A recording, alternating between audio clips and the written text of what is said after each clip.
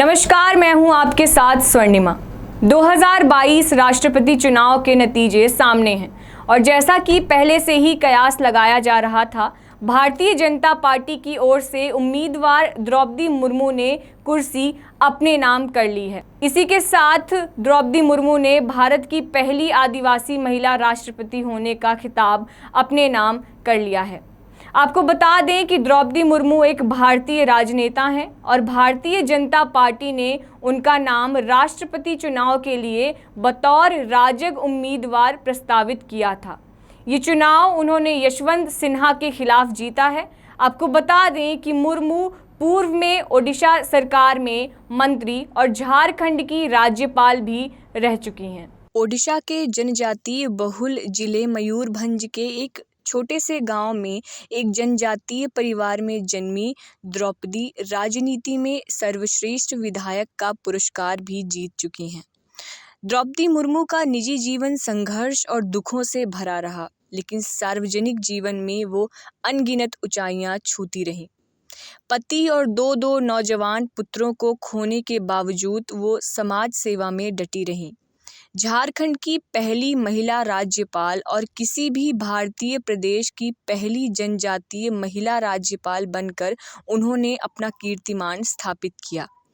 द्रौपदी मुर्मू के परिवार में उनकी पुत्री इतिश्री मुर्मू जो कि एक बैंक कर्मचारी हैं और दामाद गणेश हेम्ब्रम जो कि एक रग्बी खिलाड़ी हैं मौजूद हैं।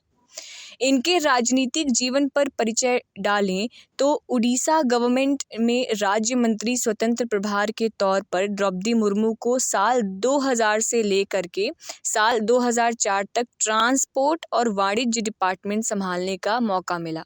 इसके बाद इन्होंने साल 2002 से लेकर 2004 तक उड़ीसा गवर्नमेंट के राज्य मंत्री के तौर पर पशुपालन और मत्स्य पालन डिपार्टमेंट को भी संभाला।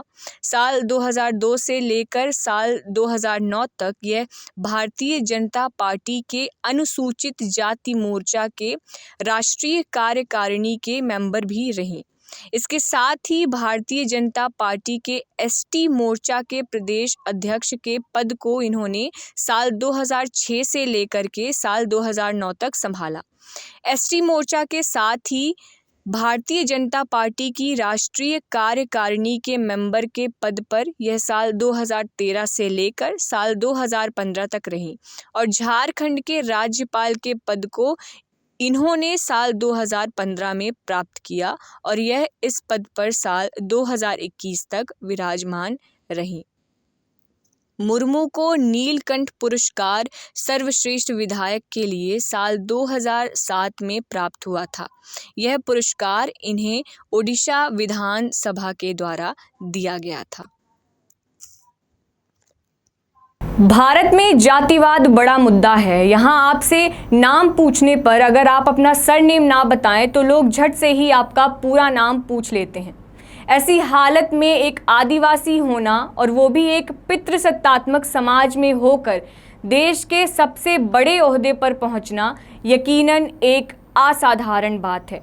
ये ना सिर्फ मुर्मू के करीबियों के लिए बल्कि पूरे देश के लिए एक गर्व का विषय है। मुर्मू आज देश की उन सभी महिलाओं के लिए प्रेरणा का स्रोत बन गई हैं जो अपने लिए ऊंचे सपने देखने और उन्हें पूरा करने का साहस रखती हैं। अभावों में भरा जीवन जीकर भी आज वो जिस मुकाम पर पहुंची हैं, यकीनन वो एक राजनीतिक जीत और सत्ता के विषय के ऊपर की बात है।